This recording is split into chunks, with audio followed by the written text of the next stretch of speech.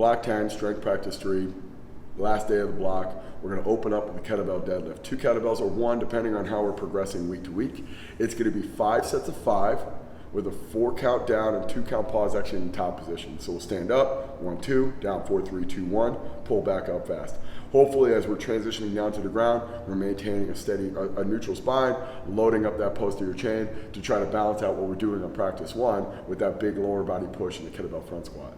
That's going to be paired up with an incline rotational bench. We really want to stress that corkscrew or that rotational action of that upper arm, just at a different plane. So we're going to get a little bit more incline, stress a different part of the shoulder. Again, 5 by 5, so we'll press up fast, down 4, 3, 2, 1, pause 1, 2, repeat 4 more reps.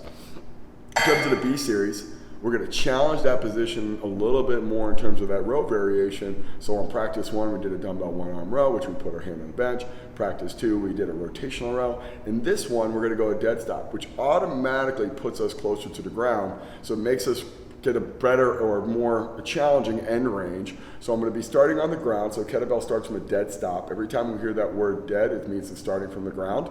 Row in that split stance position. And much like we talked about for a split stance overhead press, that split stance is nice because it creates more stability in that pelvis. So as I'm starting to pull that elbow back, I'm thinking I got to keep that rib down, that pelvis down, and pulling that arm back. So I hopefully get a little bit more stress or tension in that lat as opposed to my low back.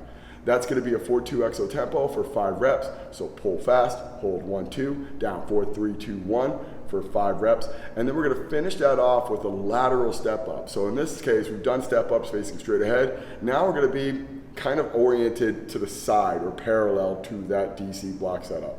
We'll step up, and then we're going to hold that top position 1, 2 for balance, and then we're going to go down 4, 3, 2, 1. Again, 3 sets of 5, keeping that 5 rep routine going all the way through.